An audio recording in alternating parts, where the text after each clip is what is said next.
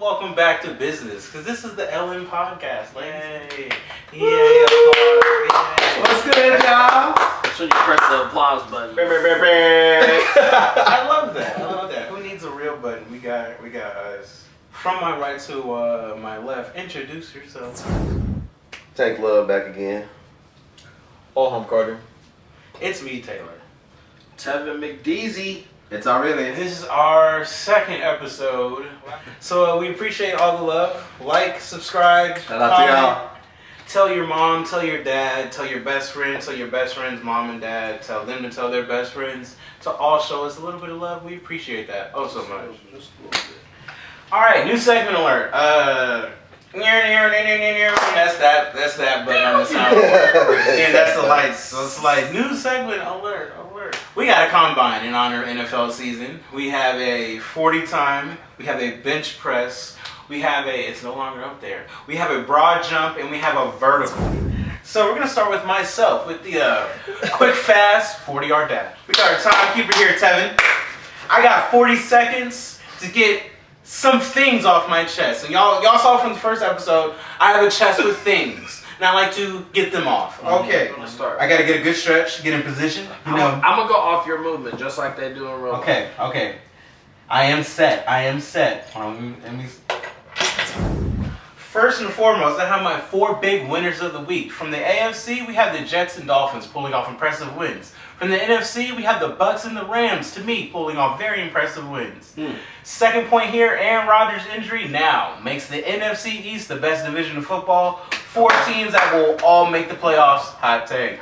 The running back position, after a tumultuous offseason saying we want to get paid, strong week 1 across the board. Christian McCaffrey, Mondre Stevens, Aaron Jones, Bijan, Eckler, all had great week 1s. Last and not least, Taylor's team of the week, Miami Dolphins. Tua, Tyreek, enough said. I had a 4-2-40. And I'm 39. Right on the dot. That's beautiful. That was beautiful. Great. That was beautiful. Great Hey, take. all right, so now, after that, I'm a little out of shape. So now we got my man's big jumper himself. He got big legs for a reason. With his vertical, we got Mr. Tank. Here at the vertical, man. Let me tell you. This is about those guys, not the teams that, we know ain't not hitting on nothing. These is about the guys or teams, whoever you may feel, across the board, that need to, pick things up. You was a contender, or we call you a tender. Whole lot of quotation marks around these people. Starting off, coming off hot. We seen him on Monday night. Mr. Josh Allen himself. Ooh. You are not safe, my boy. You are not safe. I'm sorry. We need to apologize to Dakota Prescott. Oh, yes. Dakota Prescott. It is that time. We need to apologize to that man. That's that. He had one season where he had, 15 plus turnover mark. Nobody said anything about Josh Allen's measly 12 interceptions and 8 fumbles. Come on, man. Since 2017, no other quarterback has turned the ball over more than this guy, but he's better than Joe Burrow. He's the second best. DeMarco. He's Patrick Mahomes. Okay, I'm gonna leave that there. The Bills, maybe this wasn't capped from Stephon Diggs. Hey, this nigga jumping to 52 DeMarco. But on to the next. We got three vertical jump. You get 3 attempts. Attempt 2 now. We have Mr. himself, Rolling Tide, Nick Saban. Oh, as the slow bleeding wound on the giant elephant. On the giant elephant He's a of Texas the man, Crimson Tide. Texas. There's a slow bleeding wound that started as just, a little hangnail. Now it is slowly opening up into a big gash down this elephant's calf. I don't know what it is. You let me know, people. You let me know. Because, hey, Nick Saban, I'm not gonna say here, your job's online. You're still Nick Saban. You got all those rings and all of that. But there's some new people. There's more company coming to the SEC. Ooh, let them So we know. gotta jump. I'm just Let saying. them You know. just say that. And Texas the same thing. Saban needs to jump. Yeah, that's Save true. the That's job. true. Final attempt. I need to see more from USA Sports. The only claim to fame in the athletic world we can claim as Americans You went crazy. is football. The best players in baseball are not from America. Otani. Luckily, Coco Golf saved us because USA basketball has, LeBron, Steph, KD. Where you at? Everybody plays and participates in the offseason, am I correct? Yeah. But, hey, I'm going to leave that there. They said, in a timely fashion, they said they'll be back. I'll be back, They ass. said, I'll be back in 2024. I'll be back, ass. So until then, hey, man. What Tay-Rock So said. Josh Allen, Nick Saban, I'll and be back. USA Sports. USA Sports. Vertical Including jump. Coco Need to make Golf. crazy. I'll be back, ass. You went crazy. He went You crazy. jumped, okay? You jumped the highest, the shit of Wow. combine. He's elite, as the kids say, because I'm still hip. So now, with the 3 cones, we I got know you old. I'm telling you. He said, this guy. How old y'all think Taylor is? That is- Drop Let us know in the us- comments. Let us know. Hey, let us know everybody's age, youngest to oldest, in the comments what y'all think. Go ahead, Taylor. That's great. That's great. All right, next we got Alham with everybody's probably second favorite drill that played football, the 3 cone. Thump, thump, thump. All right, y'all. So the 3 cone drill, man, is just literally 3 hot takes, right? So I actually wanted to highlight a certain team. Good job, Texas, because my first one, DeMarco. my first hot take this week is Bijan Robinson is going to get 100+ yards versus the Packers. say it louder. He's on fire. Say it louder for the people in the back. 100+, and this is with Algiers How hot running. is that though? You don't think that's hot? What did he run for last year? Is that steaming hot? That's not hot. Texas appreciation. We're talking about Bijan no. just ball. appreciation. The Packers are solid defense. No, and Throw your horns. I don't, and again, It's the Bears. not this ain't even. No, look, 100 yards is Talk is shit. crazy. I just feel like crazy. you were literally talking about like making hot takes. A running back running for 100 yards to me is not a hot But take. he's a rookie running back. But he's a good running But back. he's He only had 50. All right. Like, go ahead. It seems I'm not winning MVP. It seems I'm not winning MVP. He only had 10 carries and 56 rushing yards. But he had a tutty, no? Receiving touchdown. Receiving touchdown. So you're They saying had 100 60 He's rushing rushing for 100+ yards. Okay, you know I what? think it's spicy. I think it's mild. It's mild. I just thought it was gonna. Is it gonna get spicier? It's gonna be a little spicy. Okay, the my second bad, was my my bad. favorite though. My second was my favorite. Aurelius Miles Francisco. Gang. I believe the Cowboys are going to have 10+ sacks on Zach Wilson. Oh. 10 plus. 10 plus. That's hot. I really do think they about to get 10 sacks. That's That's a hot take, but it's a good chance. I think they. How many did we have last week? I don't even know. Eight. They have 5, I think. Yeah, Let me 5 Google. sacks. Let But me that's Google. that's versus one of the best lines. Yeah, that's So we're playing now. I will Supposedly. say supposedly. 10 That's sacks is still a lot. 10 starts regardless. is a 10 is crazy that's, for one that's game. like 10 is a record. lot I think- regardless. But the But first that thing, O-line the Jets were already shaky, as we know. Yeah, no, they Aaron only- Rodgers literally got Yeah. sacked on his injury. That was a sack. Cowboys stat. I ain't gonna lie. He need, I ain't gonna lie. My football eye says Aaron Rodgers was holding that ball a little too long. He was. He was. 10 sacks. He was. But he got sacked. that flat. So 10 sacks from the Cowboys. Zach Wilson, bro, get ready. I'm sorry. Ooh, man. Poor boy, he gonna I'm get. sorry, bro. He gonna get. Grow up. And the last one is really just a heat from my fantasy team. Let it out. Let it out. It's okay. It's okay. Joe We're all, we're all Joe Burrow. friends here. Joe Burrow. Joe Please. Burrow, you're going to have 300 yards. You gonna This, wake back this up. actually isn't a hot take, it's fact. Who's you they need to playing? have it. They're playing the Ravens. Yeah. It's not easy. Where? It's not easy. It's not gonna be easy 300. Yeah, where is that game? Excuse me, I believe it's at Cincinnati. Ooh, that's not terrible to have that at home. So, shit. but Joe, He's Joe, gonna go from like 100 to 300. I need Jamar to be great. Joe, please. Please, my fantasy He's gonna team try can't his do best. it. I need you, please. This isn't a hot take. This is me begging and pleading. Begging, He's been begging and pleading. You have to have 7 700 yards. Anyways, that I rest my case. That's Do my you see 3-point that? drill. 7 for 47, right above rushing. But yeah, Yeah, he did. It was bad. I needed Bijan. I needed it to be quick. I needed that. I needed one easy kind of layup because like I knew it Bijan's was gonna be more than good. 5. I Yeah. said 8. We got a I lot. knew it was a lot. But 10's a whole lot. 10. more. But the Jets How much they had? were Aaron Rodgers. Just They a got whole 40. lot. The O-line's not great. O-line's not great at all. What she said And Zach- over and but Zach over Williams again. Zach Wilson can run a little bit. That's what run. that shit gonna And be. this is But coming. he ain't running past Tank. Lawrence, that is. Oh, DeMarcus. So this is part of my hot take Watch though. the Cowboys. The Cowboys have the #1 defense, and I hate to say it. I'm not a Cowboys fan. He knows I'm not. He knows I'm not. He knows He's I'm not. literally a Cowboys hater. He definitely knows. Hater. I will talk about His Dakota middle Prescott name. all day. Dallas But Cowboys hater. They got the #1 defense in the NFL. At me, please.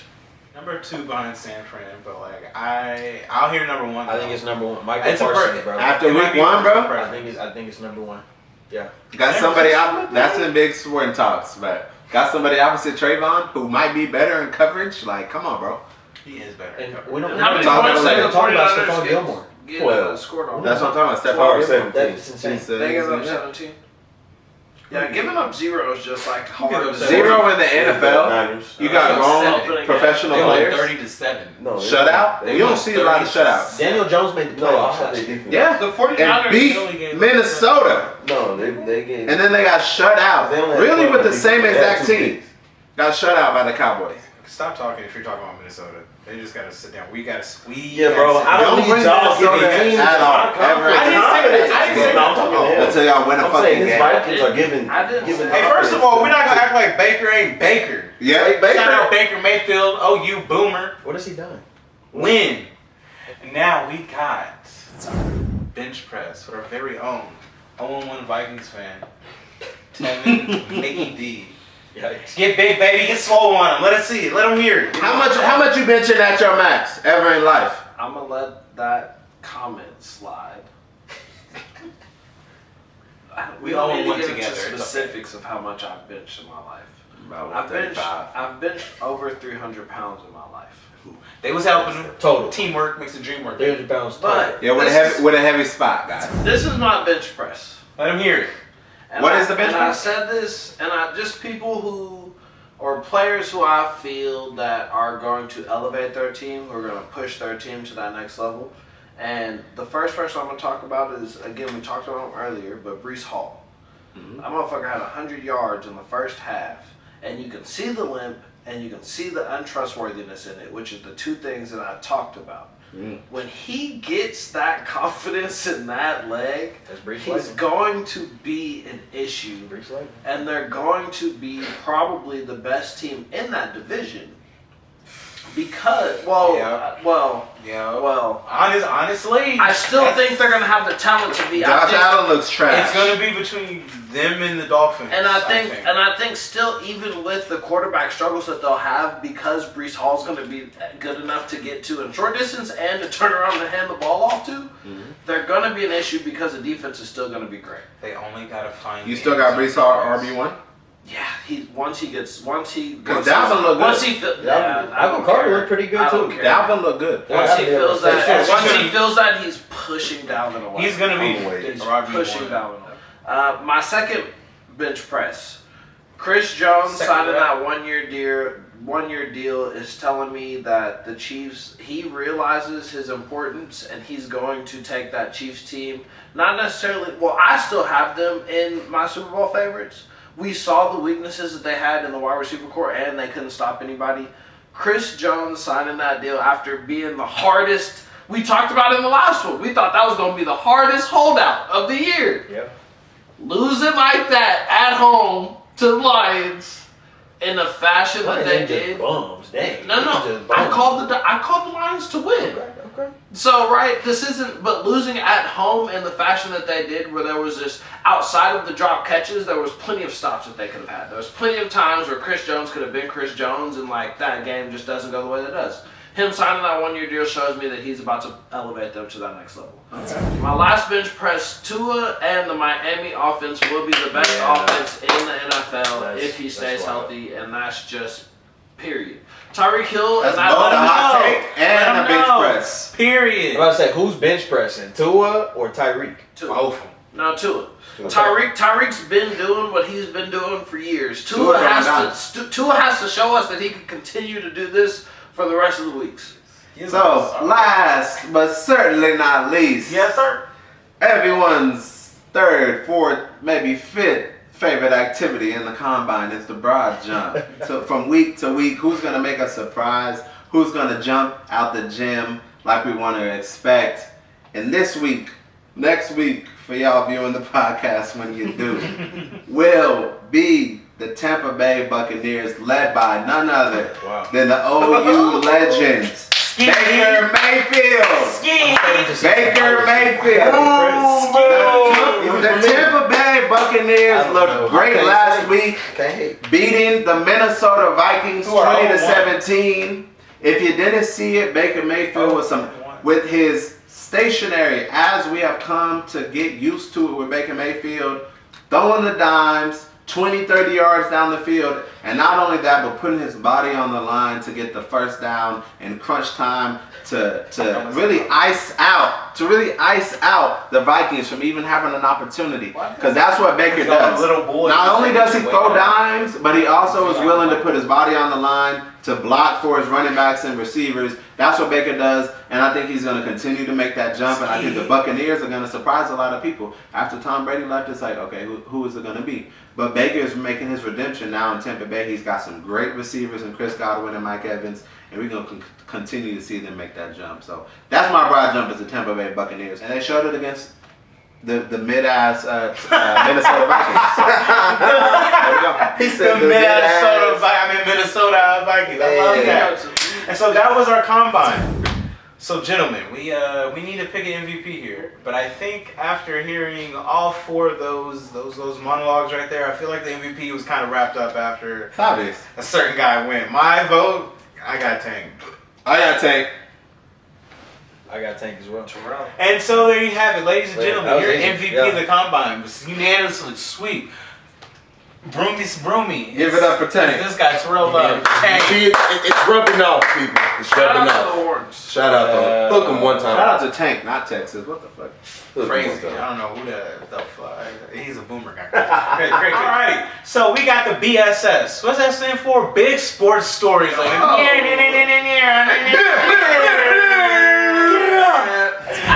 we're gonna start. As much as I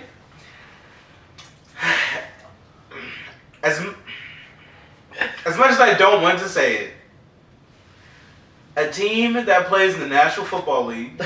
Also, I'll lead it because I feel like I'm also on that edge of I hate the Cowboys as well. Yeah, those are bombs. And I want to also make sure that what I say here is not misconstrued. Cowboys. The Cowboys looked like they could be the best team in football week 1. Say it again for the people in the back who didn't hear it, Mr. McDaniel. This you got me. Let him talk. This does not mean that I have faith in the Cowboys to go win.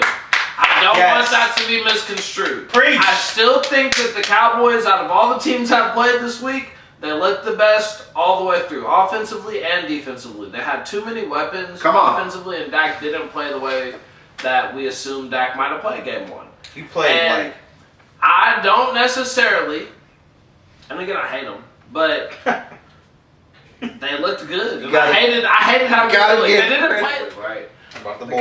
The Cowboys looked like the best team in the NFL last week. Yes. Period. Outside of anybody. Sure. That is what it is. That is Colorado. Shout out to the Sanders. People can play two ways. It happens. Number 22 ranked. If you're the best player on the team, you can play two ways. Colorado showed that we can handle adversity and still get a dubs in the widest. Deion Sanders is bringing niggas and their niggatry. Just picture Uncle Ruckus standing at the door talking about, I sense some powerful niggatry. These niggas got chains on, and this is what I was going to say earlier. Colorado is one of the whitest places that I've ever been, and I love Colorado and the scenery and all those things, but it's white as fuck. So it's like, it's crazy that Deion is in Boulder. Boulder, Colorado. Being bougie. With mountains and shit.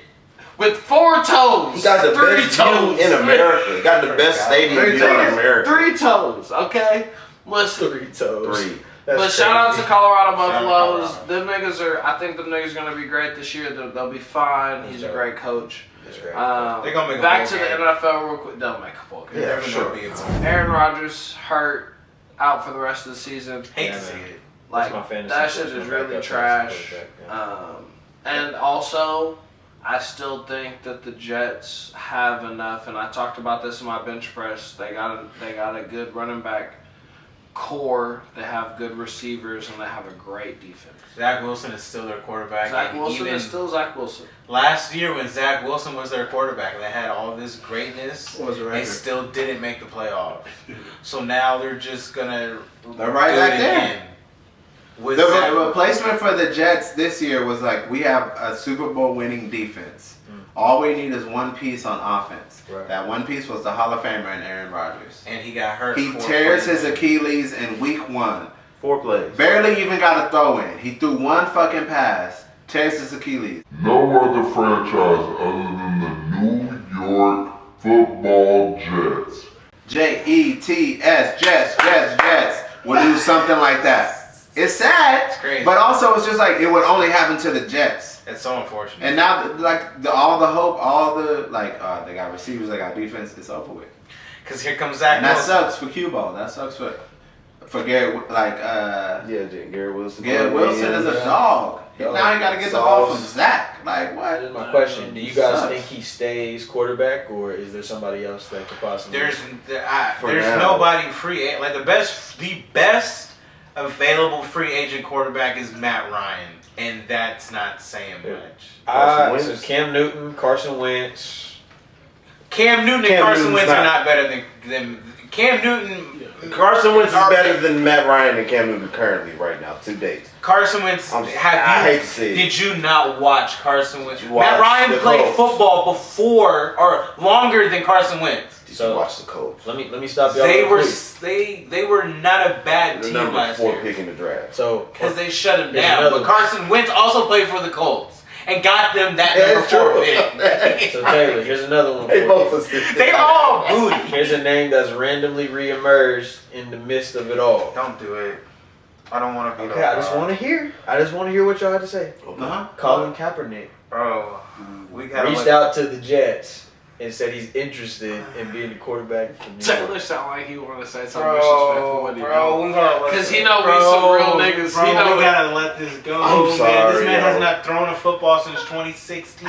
5 years, yeah. It's been 5 years. Look, that's my 2016 is a long time to have not played NFL football. He hasn't been a backup. He hasn't been taking practice reps. He hasn't been doing training camp. Like, he hasn't been doing OTAs. He's just been doing his own thing. But, like, he has not been in an NFL system throwing to NFL receivers, been on an NFL timing in 16, 17, 18, 19, 20, 21, 22. This is the 7th year that he has not been in an NFL system, bro. Like, he's just not about to hop off the couch and be good again.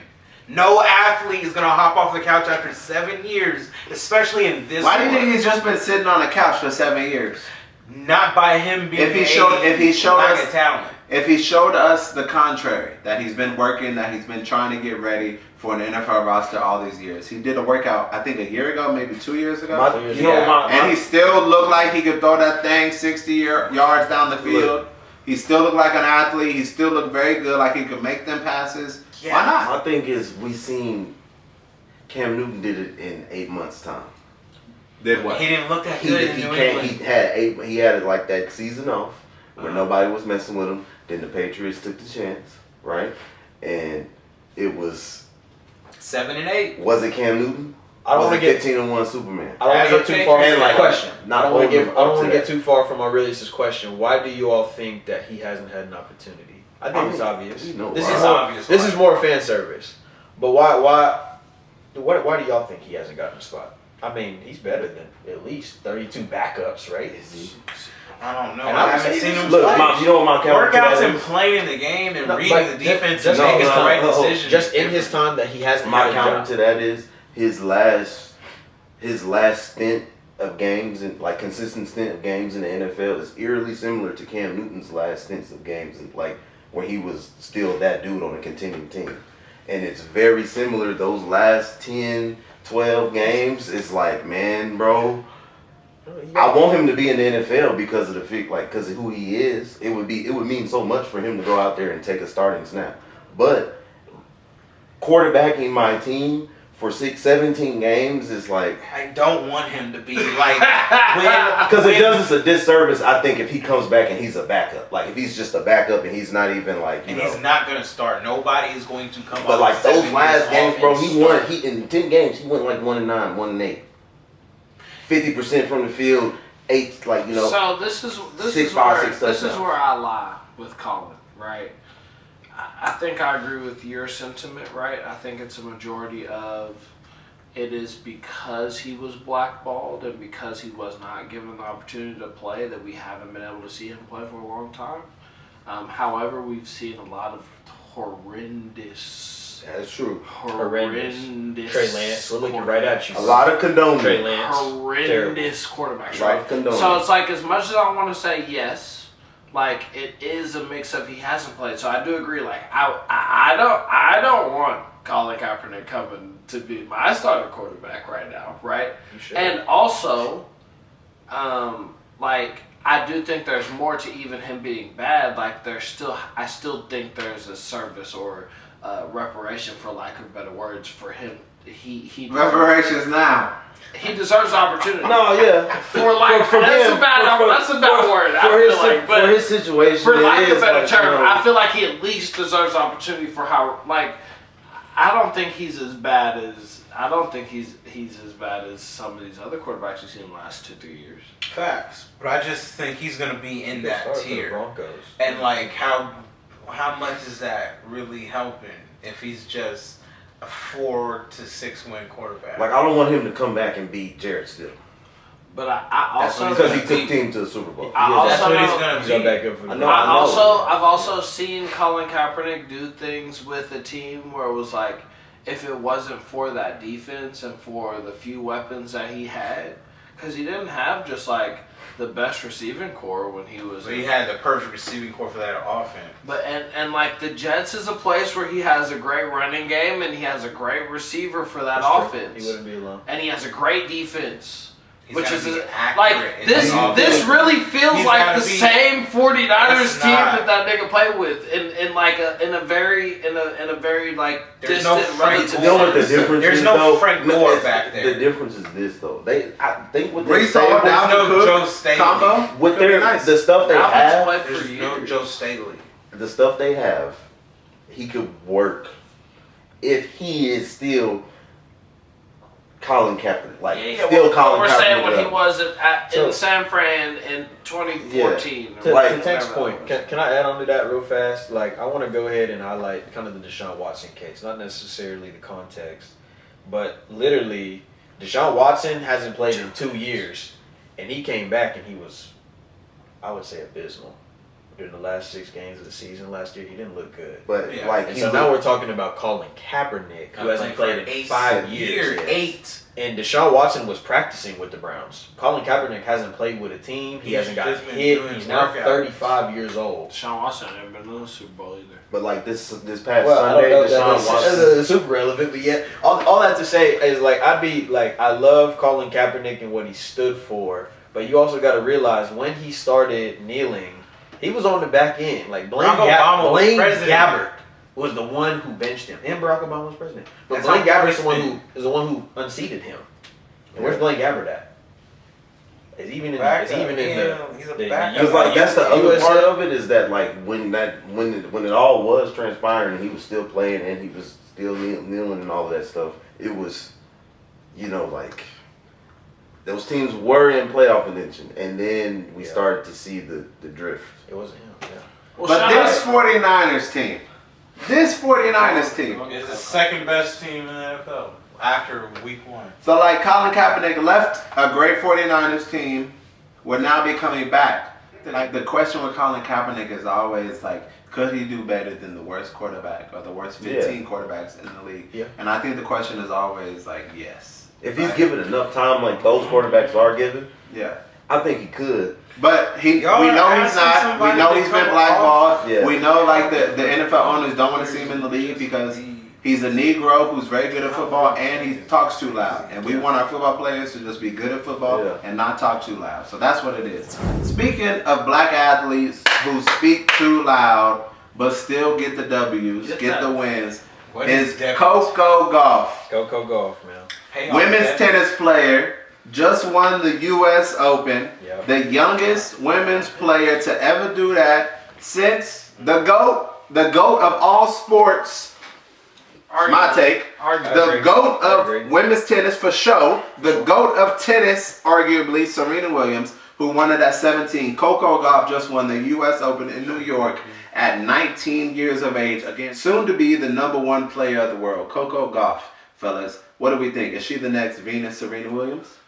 Absolutely. I think that, especially just based, like, just off what I've seen, right? Like, she is a little bit older than Serena. I feel like Serena is very much so like a LeBron, a Michael Phelps, a Bo Brady. Jackson. So like when we Candace Parker. a Candace Parker. Yeah. When we think about people like this, Parker. right? Like when we think about people like this, we She's up think there. about how much of an anomaly they were outside of what it was.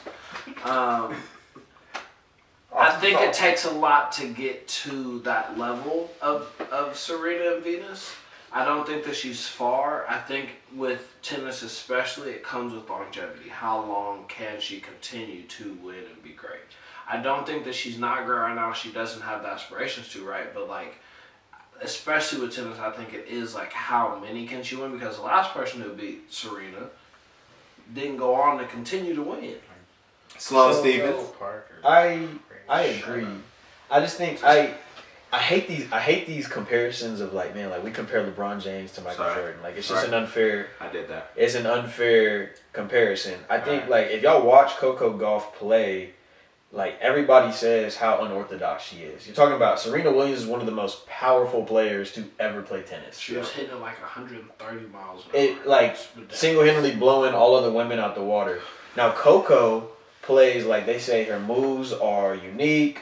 Like she's kind of erratic. She's very unorthodox. But with the way she plays, like her greatness is gonna be in and of herself. Yeah. And it's like I think we always right. Like we love comparing. You know, let's compare this black woman to this other black woman and her greatness. But they both about to be damn great. Yeah. Coco Gauff is going to. She's the only person who's ever played like her. And I think to the question, I think Coco Gauff is going to be one of the greats. In my honest opinion, like we ain't talking. It's crazy. She's 19 years old. Whether she's 17 or 19, she's younger than all of us in this room. She can't drink. She didn't go to college. She can't you know even what I mean? celebrate Like, her dub. right, like She's in another country, Yeah, which is where most of these tennis gotta matches drink- are taking place in. it's possible for sure. She gotta drink water out the cup. But all that In the to U.S. say- because we're shitty. Sorry, shots support. You think the drinking age should be younger, Tevin? We're not putting on. We're not. Oh, wow. This is. Back to business. So, is booming. big shouts out to Coco Gauff. Yes. Whether or not you're the next Serena or Venus, we still love you. We love what you're doing. Keep killing. Coco out there balling like she looked real good. Defense is crazy. Tennis fans, and if you're even not a tennis fan, I hope you get into tennis because of Coco Gauff. Just like I got into tennis because of Venus and Serena Williams. Black So, next topic. Don DeMarco. Next topic. Y'all might see on the Alham podcast that we are a sports podcast. We are a culture podcast. Not only that, we are a music podcast. And so this next topic is hip hop. Hip hop. Let's talk about rap. You feel me? If y'all didn't know, this year, 2023, is the 50th anniversary of hip hop music. That's Started on the East Coast. That's lit. Yeah. That's Can we cool. get some music? Taylor, please. Can we get some hip hop songs to that shit? Happy birthday. It's a hip hop. I don't think I did. It don't stop. I don't think To the we back, did. man. Music don't judge Brown to the head. You don't stop now. I don't know. 50 years ago in the projects of New York, it all started where DJ Hurt said, let me not only just play this song real quick, but let me mix it up a little bit. Let me remix it a little bit. Let me say, Mix it up then. and then it plays hip hop, baby. Hey, if you can't tell, I am very passionate about this genre and this culture that is hip hop, rap music. I grew up in it, born, in the 90s. Like, hip hop is huge to me. And so what I want to discuss with y'all on the 50th anniversary of hip hop, right? Since it existed in the 1970s, 1973, it's only grown since the 1980s, the 1990s, right? The early 2000s, the 2010s, and now we're in the 2020s. We're in the new age of hip hop, right? What era are we in of hip hop right now is also a question I want to ask y'all, right? Because there was this article that dropped a couple weeks ago that asked the question, a crucial question of hip hop, right? Because we all love hip hop, right? We are consumers of hip hop, right? As black people, as young black people, we are consumers of hip hop. Correct. The question in 2023 is hip hop dead, right? And I think this is a critical question, right? Because it's like, do we have anywhere to go, right? 50 years from now, right? The 100th anniversary of hip hop. Will we still be saying that hip hop is on top? That hip hop is the top genre. That hip hop is the culture that is influencing the most all other cultures. And so we have this article that we got, right? That we were able to read from Jason England. Shout out Jason right? England. If you haven't read it, you should go check it out. It's called 50 Years Later. Is there anything left of hip hop? 50 years later, is there anything left of hip hop? That's the question that Jason England asked us on the 50th anniversary of hip hop. And so I want to ask all of you, 50 years later, or 20 years for some of you youngins, right? Is there anything left of hip hop? So, I think I'll go ahead and start. I'll make it short and sweet. Sweet and short like that. And he alluded to this in the article. I would consider myself a younger person of hip hop exclusively, not necessarily of music, right? And I think that in my music intake leaned into my hip hop perspective and what I liked in hip hop, right? But it wasn't because until I listened to hip hop later that I've gotten into some of my favorite artists. And because of what I was going through in my life, what I liked in my hip hop choices, which he alludes to, right? Hip hop, that or not, right? We're having this conversation, but we should get a definition of what hip hop is, right? To me, right, reading the article and my own thinking of it, hip hop is a culture. Hip hop is a anti-government. It is anti-white. It is a culture of community, which I'm not going to put my woke hat on, but community is something that is, I think, lies solely with people of color, right? Something that non-people of color don't necessarily do. So hip-hop, right, is a culture of that. And so when we think of this hip-hop dead and when we look at it now, if we look at it with that sense of what hip-hop is, I think so. So what? And I think the crucial part of this article, right, is making multiple arguments, right? Yes. Yeah. And my boy Jason England is going crazy in this article against certain rappers, but also hip-hop as a whole. But that is a crucial argument that he is making, right? He's not saying that, he's arguing, is hip-hop as a music genre, right? Is it dead, right? Which is easily disputed. You can say like, Lil Baby, a lot of these hip-hop artists, Ice Spice, right? Sexy Red, like their songs, their hip-hop songs are at the top of the charts. So you can't say that is dead, right? But he isn't saying like hip-hop is simply a music genre, right? But that hip-hop is a culture, right? Yeah. It is just as much about the music as it is about the clothes, as it is about the people, as it is about the communities, as it is about the neighborhoods that hip-hop was born in and grew into, from Houston to Atlanta to the West Coast, right? To right here in Oklahoma City, right? Hip-hop has expanded the entire globe, right? And so like hip hop is a culture. It's not simply a genre of music. And what Jason is arguing in this article, and what I want us to talk about right now, right, is like, is hip hop as a culture dead? And what he argues in this article is that absolutely it is, right? Saying that hip hop in its origins was always, as Tevin said, right, anti-government, right, anti-authority, right, saying that we are so far removed as young black men, as it started out, right, eventually young black people in general, right, we are so far removed from the norm of society that we have to create this entire other culture to exist and to thrive, right? And that hip hop, since that moment, right, since the 70s and 80s and 90s, has transformed, right, into a money-making scheme. Into, I'm gonna sell myself to the highest bidder. If I'm Jay-Z, I started in the Marcy Projects. I started from nothing. I started from selling drugs because that's all I had to do.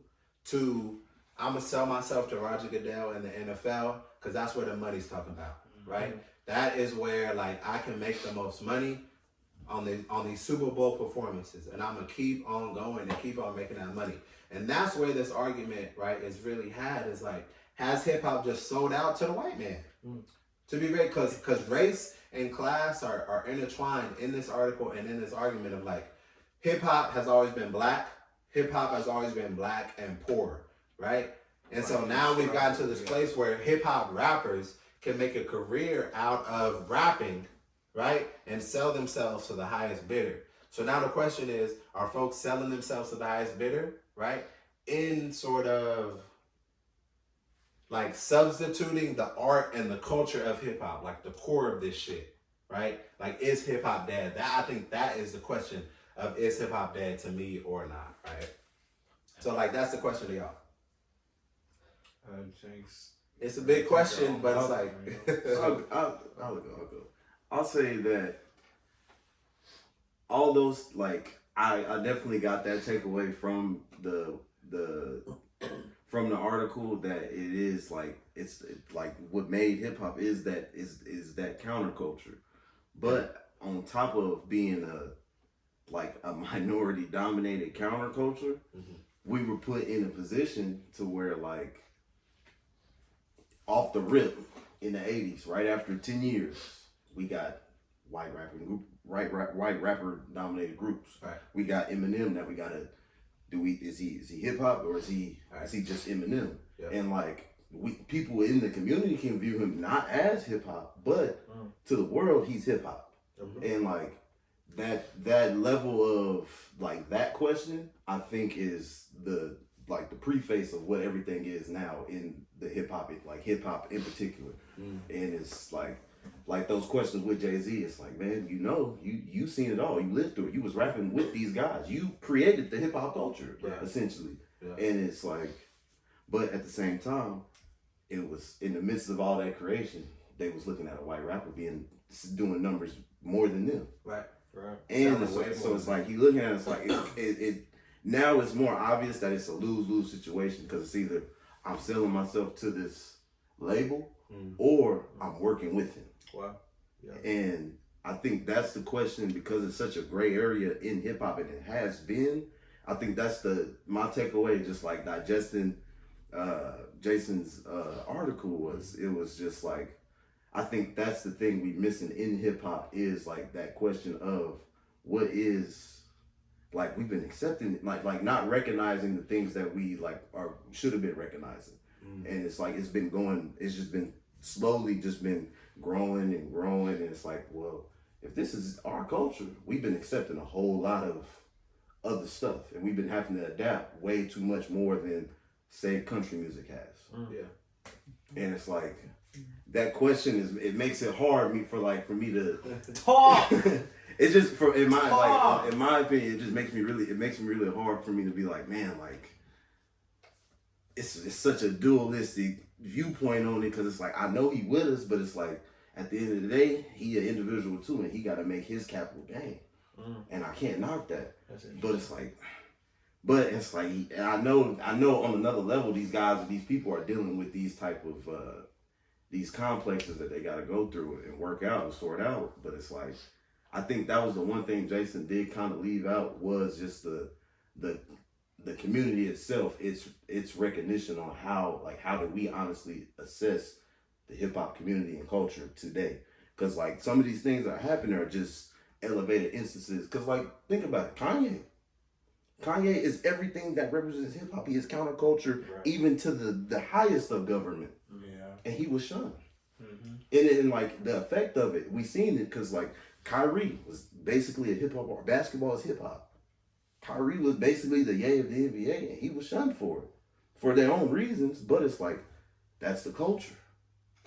It's a double-edged sword in my eyes. So, and my argument to that would be, though I don't necessarily disagree with you that yes, that is the culture now, that still doesn't take away from like that's a fucked up culture. Yeah. Like, because for sure, for us to even feel like yes, we have to be counter to be but not even counter. It's even just thinking about what they talked about. To me, it almost feels more so like it's almost like what the OGs talked about from the beginning just didn't matter, because they talked about it and they did it in the way that they did it, and we still went and evolved in the way that we did. But that also still goes to my point from the beginning that I still think that's a bigger issue that lies within capitalism and the government. Because if it wasn't such a stress on, bro, NWA was doing concerts when they wasn't going to get paid because they knew they wasn't going to get paid, because they knew if they did it, it was going to cause problems. Yeah. But fuck it. Yeah. Because fuck the police. We finna have, it's for the police, and we finna have a party with it. And he talks about it, but some of the same niggas who were part of NWA are out here. Yeah. Like who? Q? Oh, man. Ice Cube. Finish your thought, too. Well, I just think at the end of the day, like there's a difference in between how, like, yes, I don't disagree that because of the culture that we're in currently, that some people don't have to be the way that they do, but if some people talked and act the same way that they did in the 90s, they could still be against it. And we've seen people who've been against it and can still continue to be the people, like. And we talk about all the time the amount of money that's just in America of black people who can do so much work for black people, but we want to just continue to do this little shit and act like we're doing so much great work, and it's like,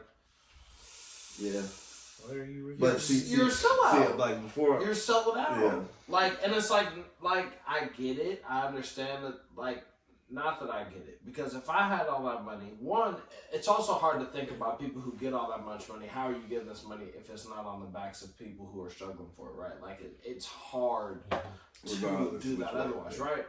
And also, if you do have it, and I feel like if I had it, there's no way that right now me would not think about how I can continue to do that, because you're a billionaire, not a millionaire. You're a billionaire. Yeah. Which means you have hundreds of millions. Yeah. I ain't gonna lie, before we let Alham go, this is like kind of my other point was like I'm glad you was leading into it, was that it's the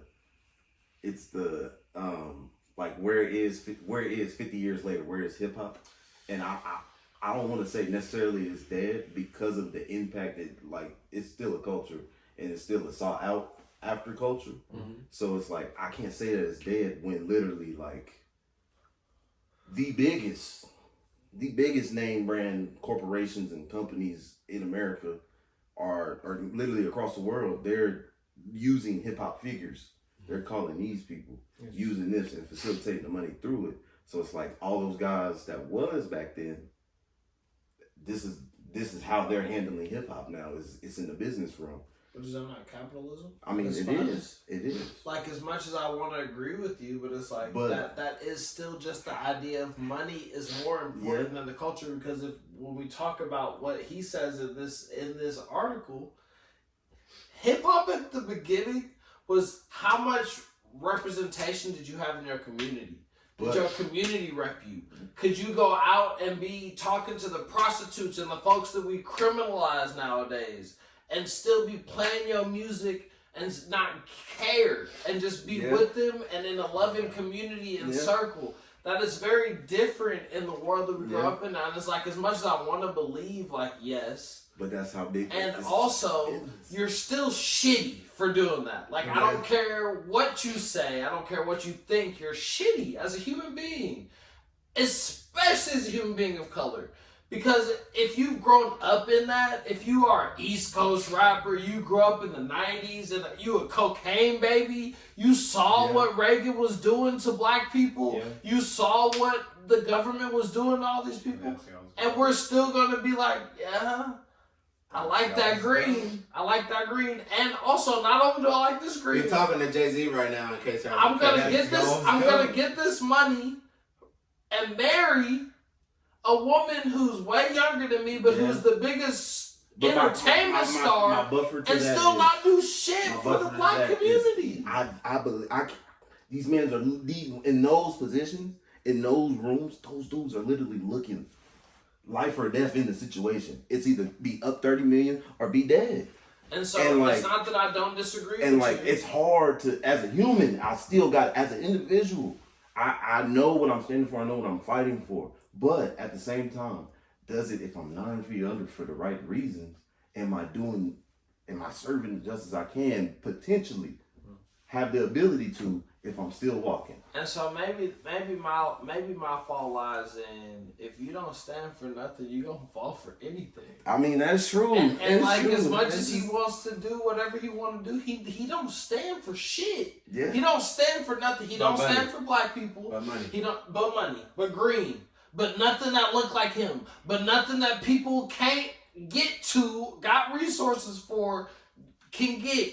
So it's like, yes, and what about the folks who don't even get an opportunity to be that? What about the folks who can rap? Folks from Oklahoma City who can rap, who I know can rap, but won't get no props because they don't got the resources. We don't got no studios. They don't got jobs to care for their families and all these other things.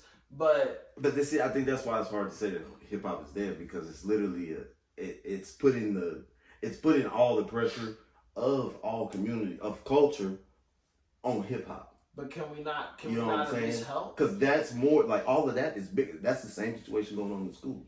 That's the same situation going on in justice with teachers. You know, it's the same thing. It's a culture. So it being a culture, it's like, at some point we gotta remove just the music away from it, because it's the music is the genre itself is still being a genre, even though the way it's being portrayed is maybe as backwards. Yeah. But like, hip hop itself, it still has a major play in literally everybody's life. Well, and that maybe that's my problem, right? Hip-hop, that's the other thing. Should not be a thing that plays a factor in everybody's lives. To go that's not what hip-hop should be. Because period. Hip-hop at its origin, motherfuckers hated it. Yeah. Period. When Ice-T came out, niggas, like these white folks, and we saw it more recently with Vince Staples, when that white mom was like, "Oh my God, Vince Staples is talking about the gangs and the Crips." Oh my God, that bitch. Right? That's how hip hop is supposed to be, though. It's always supposed to be a counterculture, a culture that in the black community we accept and we love, and we say like, this is our culture, right? But for every other culture, especially white supremacist mainstream culture, capitalist culture, is saying like, that's the anti of us, right? Yeah. And so like, that's what hip hop has supposed, since its origin, has always been. Now, if we're getting to a place where, and I've been one of these people, to be clear, like, I'm making the argument that yes, hip hop is dead, right? Yeah. But I'm also saying like, and I've been one of those people in the past few years that's been like, hip hop is the most popular genre in all of music. Hip hop is everywhere. Hip hop is on TikTok. Hip hop is on Twitter. White people singing it, Japanese people singing it, like people in Asia are talking about it.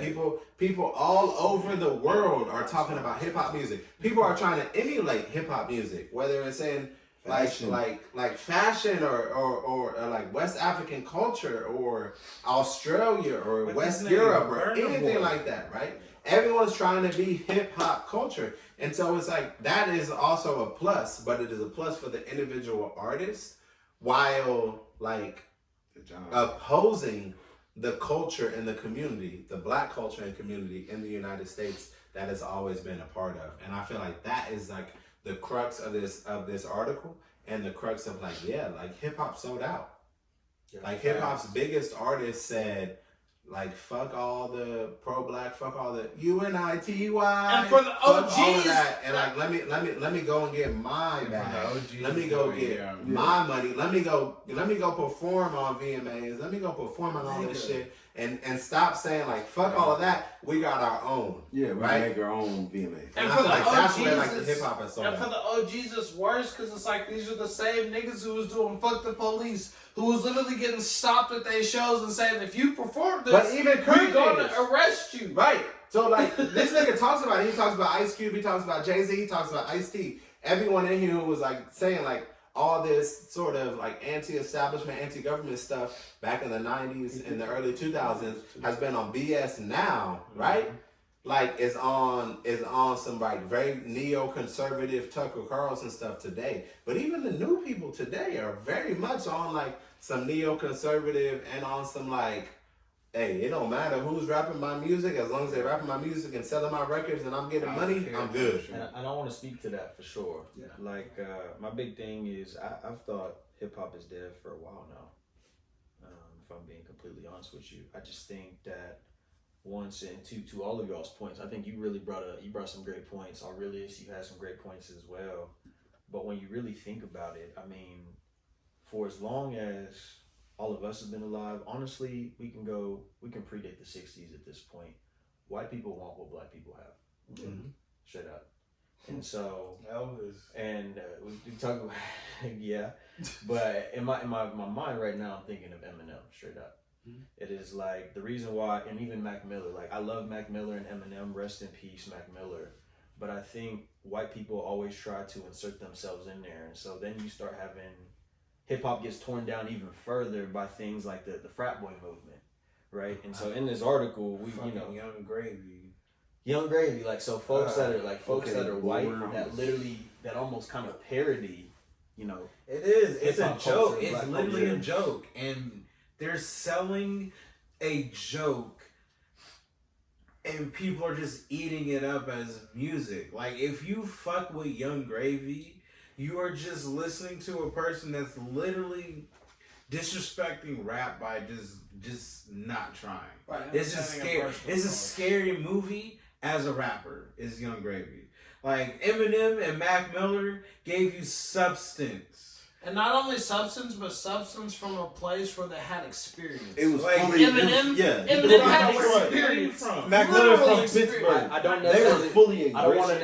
necessarily so the reason I introduced those guys was not necessarily say those are good artists. I'm not an Eminem fan myself. I'm not either. But all that to say, it's like white people always They feel the respected need. the culture. They respect the culture, but they always feel the need to insert themselves in. Yeah. And so, for example, Mac Miller and Eminem can talk about those issues that they've been struggling with, but at the end of the day, if one of them ever says nigga, Yeah, it's a rap.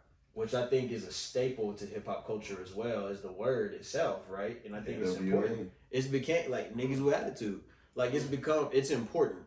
And so my big fear and where I think when I thought hip hop died, it's like when white kids or like fraternity boys, or maybe you have been in a high school party, college party, it don't matter. But when they start walking in and they're singing lyrics, I'm like, oh shit.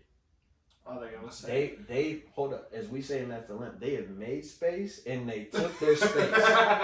They're taking it. And they took the space. So like, it ain't just like, damn, like I really resonate with Kendrick Lamar. Now white people aimlessly sing those lyrics and have taken their own space within the hip hop culture. And that's when I knew it was dead. Taylor, read that paragraph for me. Having been there since its infancy, I can say hip hop has never been more warped, absurd, hilarious, and incoherent. That is very true. It has never been less of an organic culture or more of a commodified circus. It has never been less black or less anti-establishment. Yet, somehow, it has never taken itself more seriously, which is indeed deeply American. More morbid than that, a significant portion of the black audience has adopted the white gaze. Sheesh. White acceptance, what is that? Anathema? We'll go Anathema. Anathema. There we go. One of them two. Now buys one an enduring credibility with an increasingly aspirational black audience. Damn. So my boy here is arguing. Not only is hip hop culture dead, but that has flipped itself entirely from a counterculture, black culture, right? To centering the white gaze, centering the mainstream, right? And now black people are engaging with hip hop culture, which was once a black culture, as an outsider. Just my And like that's bananas. That's wild. I feel him to a degree on that. I think that's accurate because like it's that Lil Pump like 6ix9ine, that 2016 2017 era where you really had people that were not black, that were like that did not look black, that were not black, and did not care about the fact that the line was gray. They played on the fact that the line was gray, and they got popular off of that shit because they were making music that sounded like other people's shit. Because you would hear nigga, like 6ix9ine, you would hear nigga, and you just like, what is he? But you didn't really care at first, and then like you're like a couple weeks later, maybe like a couple months into him really being big, you're like, wait a minute, like.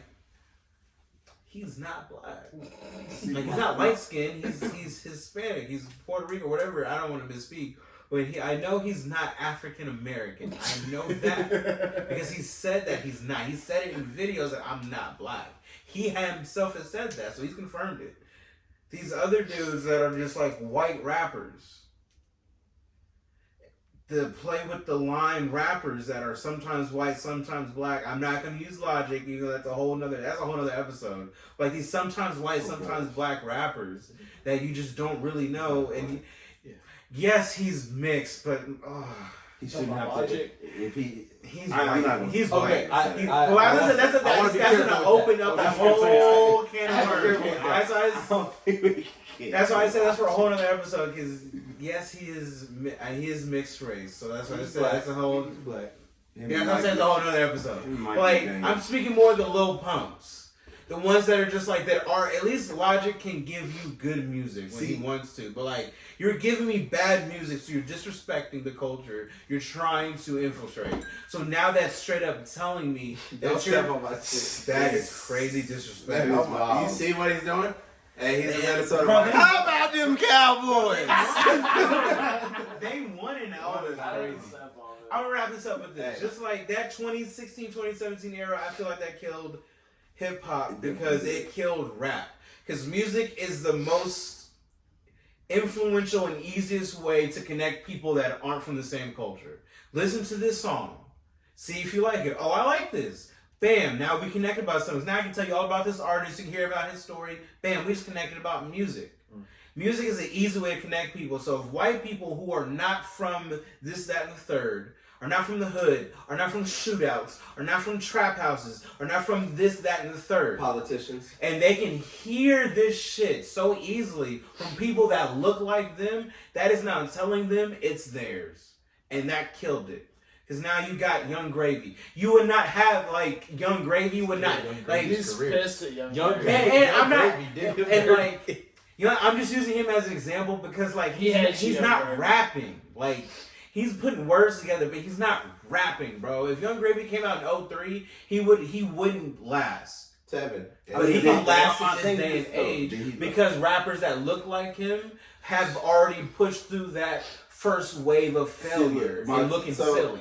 We gotta close. We gotta close. But we got a lot more time to talk about the state of hip hop. I think we're all rap fans. We're all rap heads, hip hop heads. Like we're gonna talk a lot more about this. But I want to ask everybody the question on this second podcast, right? 50 years later, 50 years into hip hop, is hip hop dead? Tevin, answer. My closing yes is or no? My closing is yes. Taylor? Yes. It's dead. Tank? It's dead. Hey, y'all know how I feel. Hip hop is dead. So that is it for the second episode of the LM podcast. Boomer. I'm going to pass it back to Taylor to close us out. All right. What's that? I don't know what you just said. Closes. Hey man, so we gonna close it up. So as we say all the time, Close it out. if you don't know, now you know. nigga.